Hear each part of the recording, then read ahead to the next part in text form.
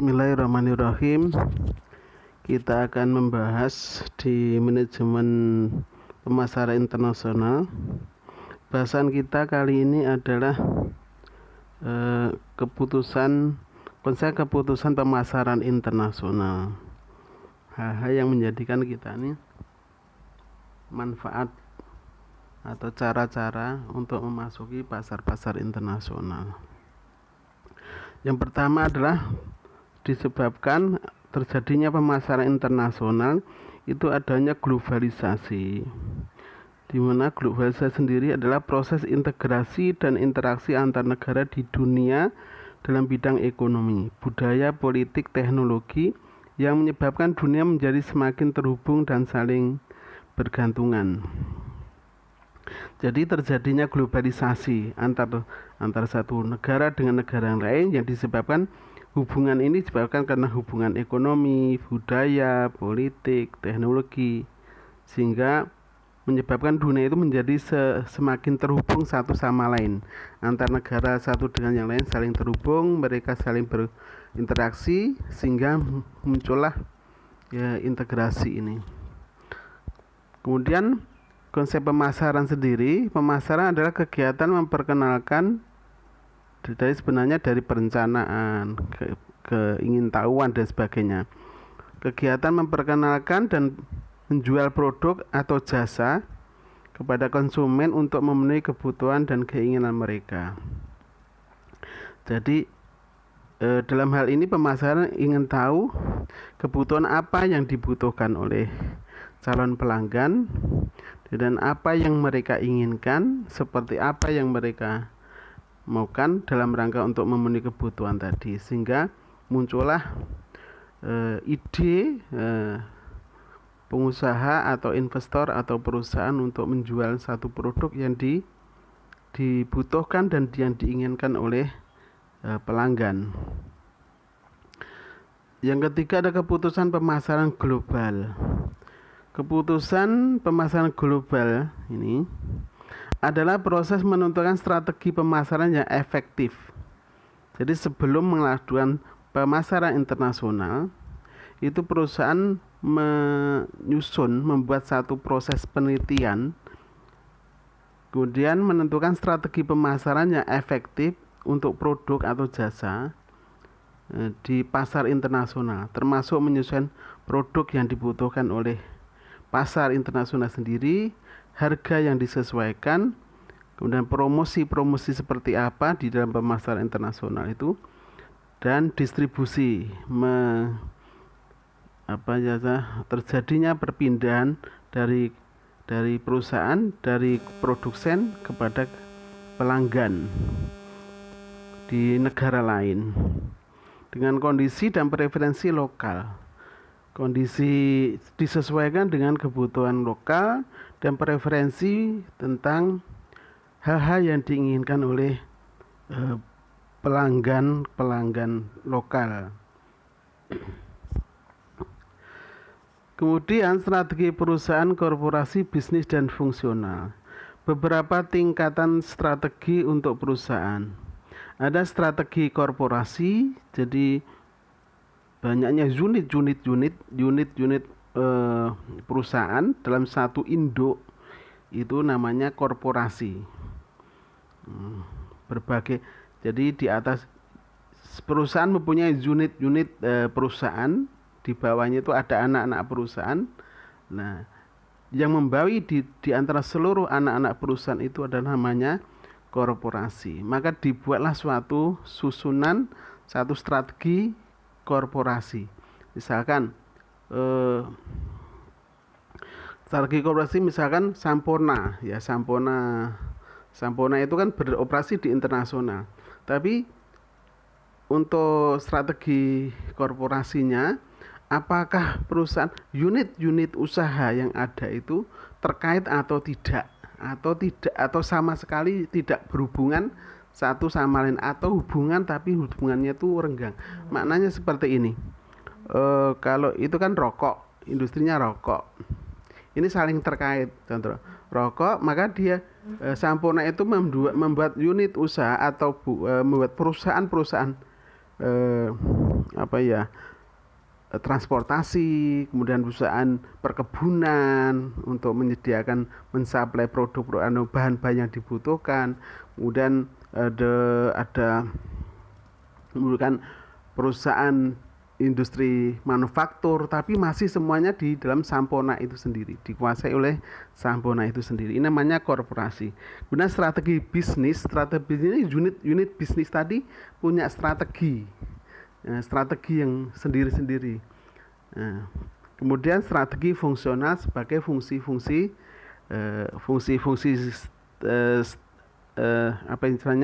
fungsional masing-masing unit-unit tadi kan punya fungsi produksi, fungsi keuangan, fungsi pemasaran dan sebagainya.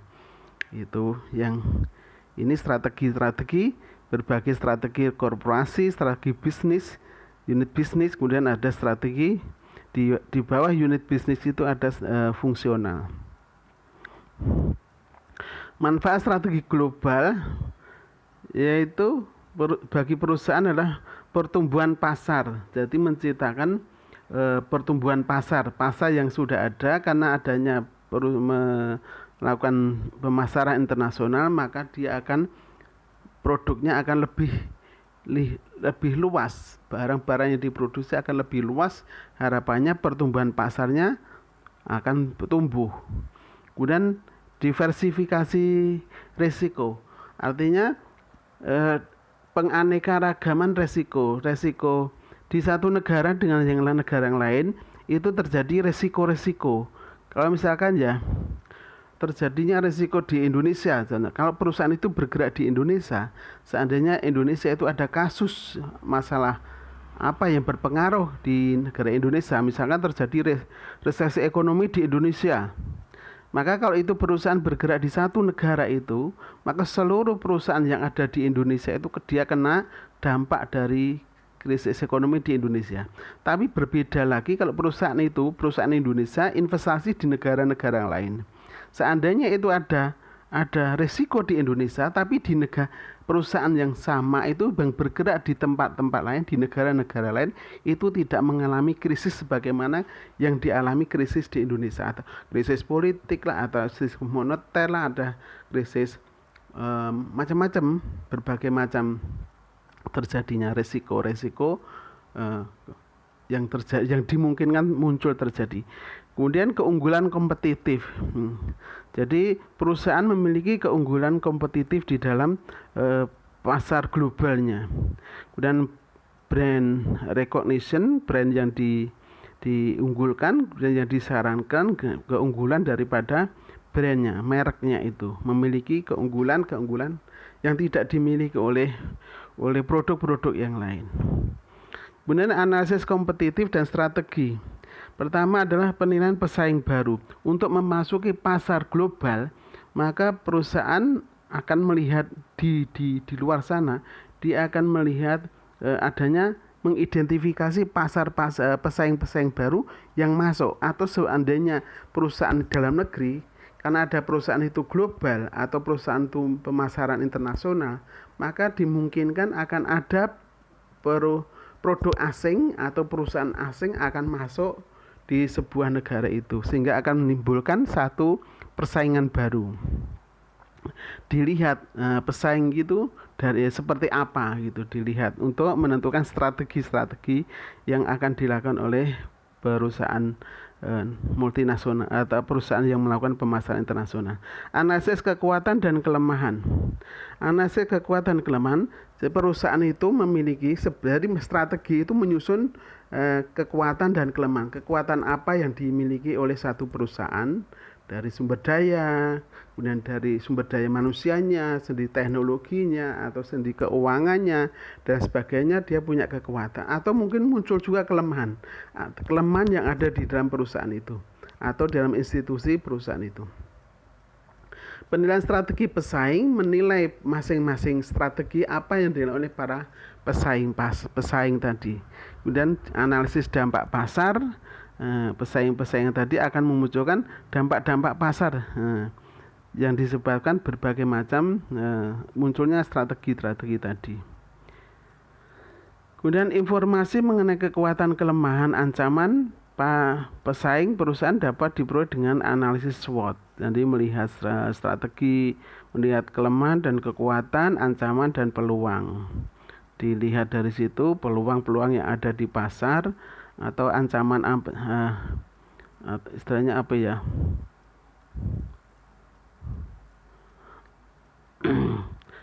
Mungkin ancaman apanya yang akan muncul.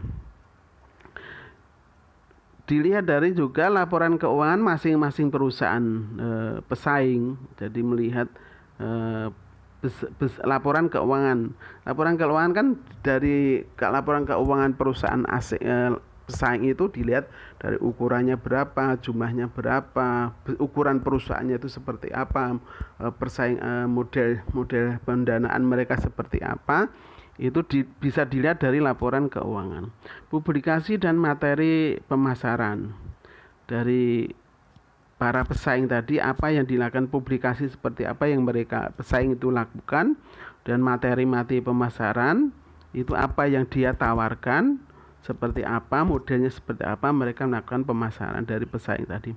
Kemudian artikel berita dan analisis industri, melihat analisis industri sejenis, terutama industri sejenis atau di segi pemasok dan sebagainya, atau industri untuk distribusi dan sebagainya diteliti yang mereka lakukan. Riset pemasaran sekunder atau riset pemasaran sekunder, riset yang dilakukan dari lihat data-data yang ada, berdasarkan sumber-sumber data yang diperoleh dari pihak lain. Kemudian melakukan benchmarking. Benchmarking adalah proses sistematis untuk mengukur atau membandingkan kinerja satu organisasi proses tertentu dengan praktek terbaik, best practices dari organisasi lain. Jadi dari analisis industri pesaing-pesaing tadi, mereka melihat kondisi mereka, kemudian dicocokkan dengan apa yang kita miliki, kekuatan-kekuatan yang kita miliki, maka dicocokkan, inilah benchmarking. Nah, untuk menentukan apa strategi yang terbaik, baik dari industri yang sama maupun dari industri yang berbeda. Kalau industri rokok misalnya Sampurna tadi, seluruh rokok yang bergerak di sebuah negara itu. Kemudian industri rokok yang sejenis ya, atau industri-industri yang lain, industri perbankan, industri manufakturnya, industri infrastruktur, industri konstruksi dan sebagainya, itu dilihat. Kemudian peran dan definisi riset pemasaran dan membedakan riset domestik dan internasional. Melakukan riset domestik dan internasional. Definisi riset pemasaran adalah proses pengumpulan, terutama pengumpulan data ya, atau pengumpulan informasi berupa data ataupun informasi. Kemudian dibuat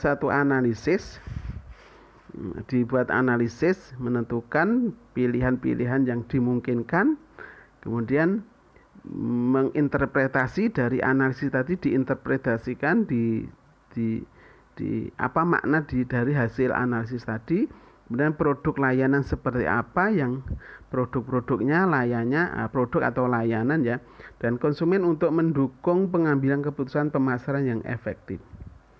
Dilakukan riset tadi untuk memastikan seperti apa, produk seperti apa, atau peluang seperti apa yang diperoleh dari penelitian, dari riset tadi, untuk membuat satu kepastian dari hal yang tidak nampak. Kalau diteliti akhirnya nanti akan kelihatan apa yang menyebabkan itu semuanya, pengaruhnya apa, sehingga informasi itu bisa dipastikan dari riset pemasaran.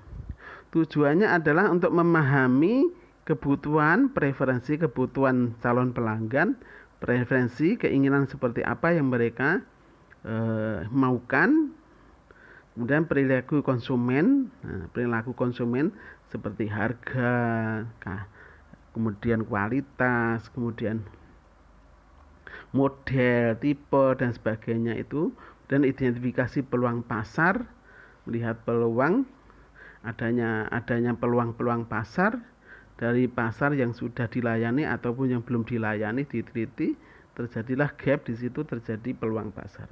Serta mengevaluasi efektivitas strategi pemasaran.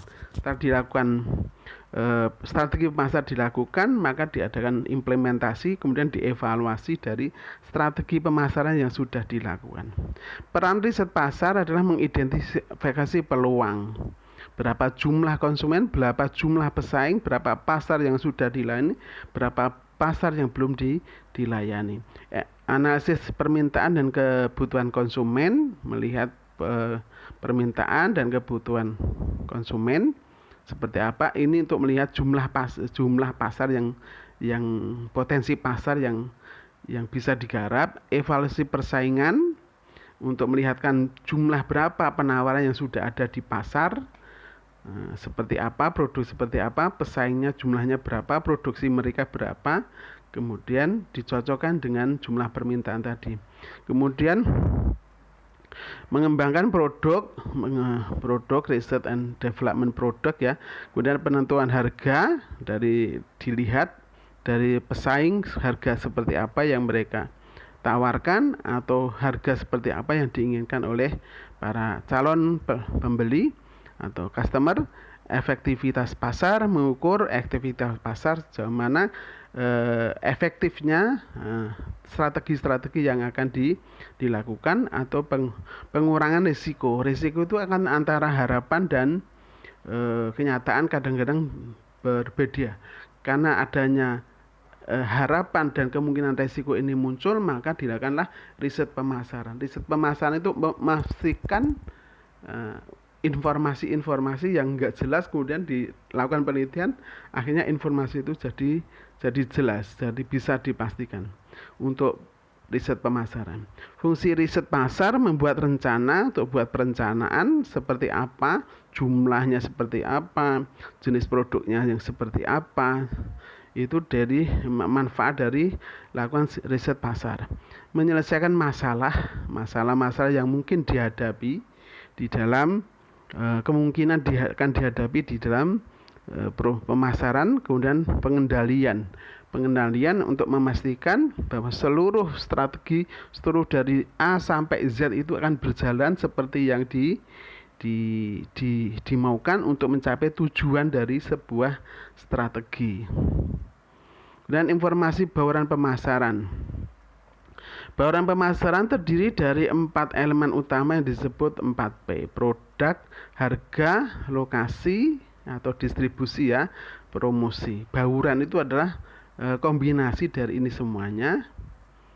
Produknya seperti apa, harga yang seperti apa yang ditawarkan, dan cara mendistribusikan barang dari industri kepada pelanggan. Kemudian adanya promosi untuk mengkomunikasikan, untuk membujuk, merayu, memberi informasi kepada pelanggan, baik itu produk, baik itu tipe, baik itu seperti apa yang ditawarkan, itu melakukan promosi. Analisis pola permintaan, analogi, regresi, dan komparatif. Analisis pola permintaan, proses mempelajari perilaku konsumen dalam hal permintaan atas produk atau layanan tertentu. Dalam produk tertentu itu dia akan terjadi perilaku konsumen yang berbeda-beda. Jenis produk yang berbeda akan menimbulkan perilaku konsumen yang berbeda.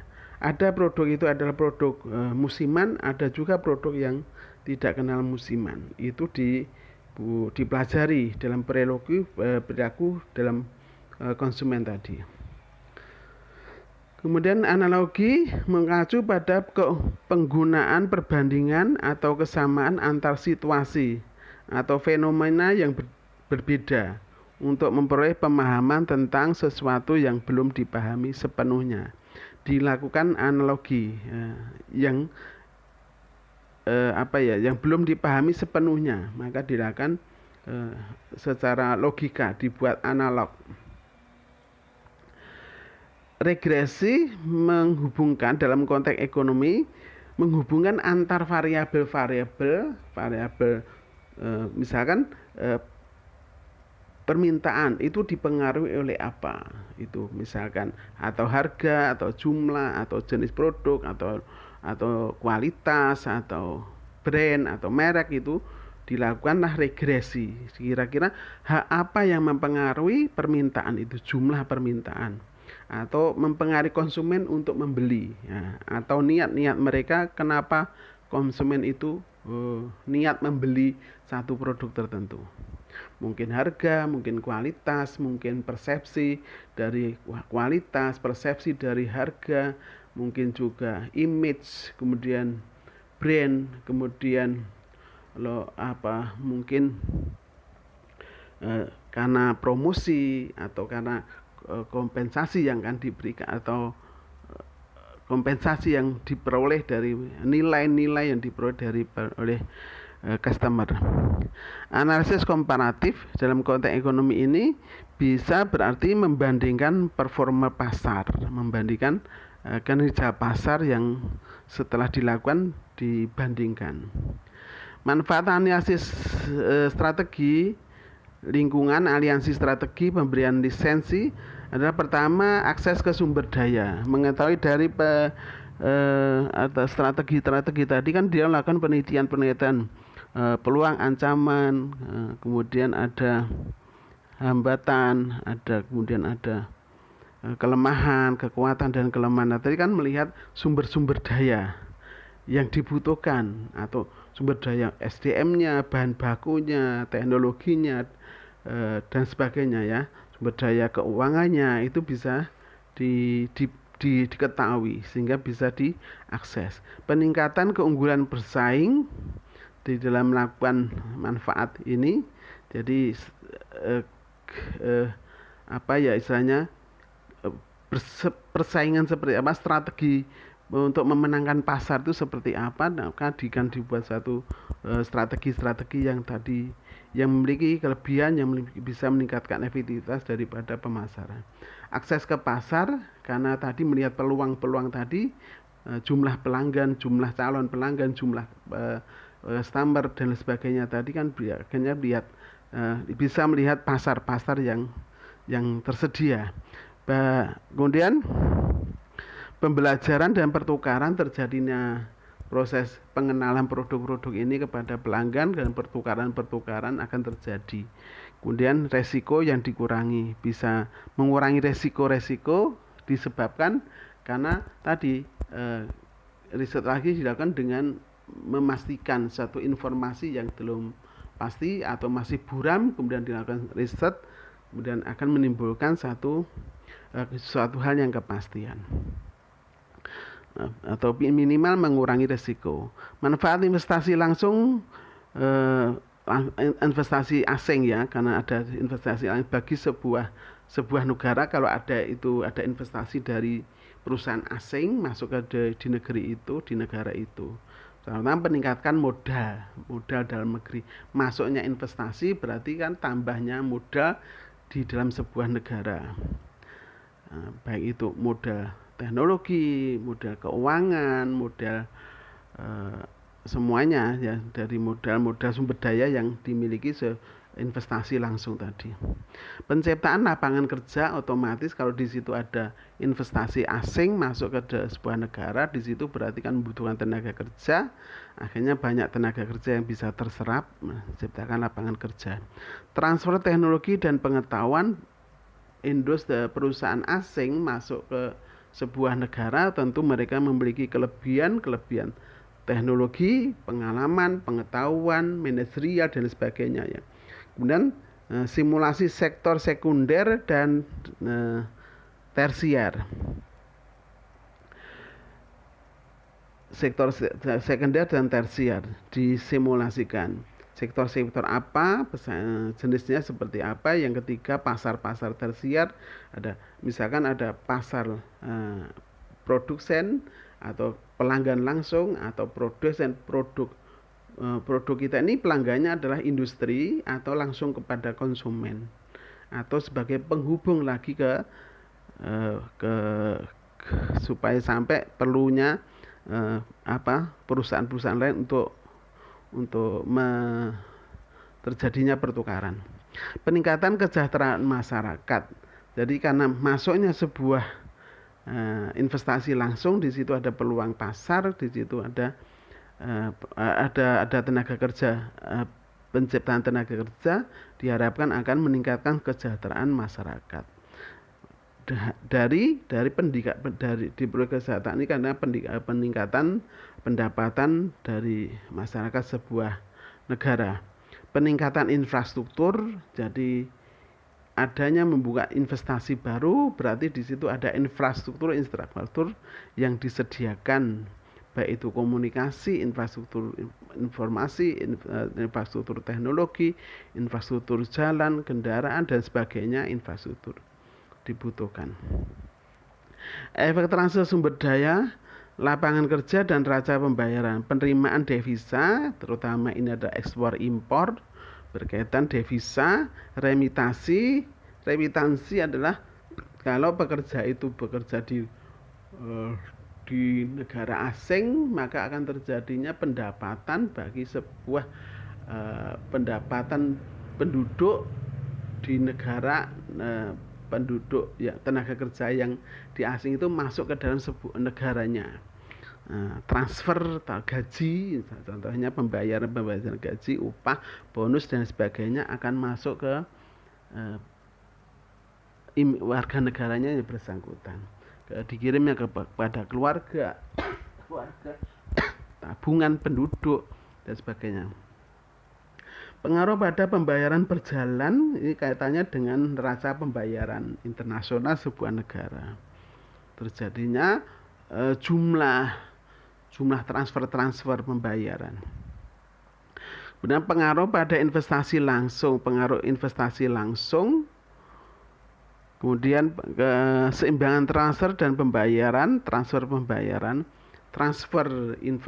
investasi ataupun kewajiban kepada perusahaan induknya, kewajiban penggunaan hak paten, penggunaan pajak, penggunaan modal berupa bunga, dividen dan sebagainya, itu masuk di negara di mana sumber daya keuangan atau pinjaman atau modal dari asing itu akan terjadi transfer. Dividen masuk kepada pemilik, bunga kepada pemilik modal sebagainya. Peningkatan infrastruktur, jelas ya, tadi sudah peningkatan infrastruktur. Bagi negara asal, peningkatan pertumbuhan ekonomi, transfer teknologi pengetahuan dari asal juga, mungkin dari masuk ke situ dia dapat berjalan di sebuah negeri bersangkutan, mereka akan punya keunggulan di sebuah negara itu, maka bisa ditransfer. Peningkatan kualitas tenaga kerja, peningkatan ekspor, peningkatan pendapatan pemerintah, simulasi sektor terkait, peningkatan persaingan dan efisiensi.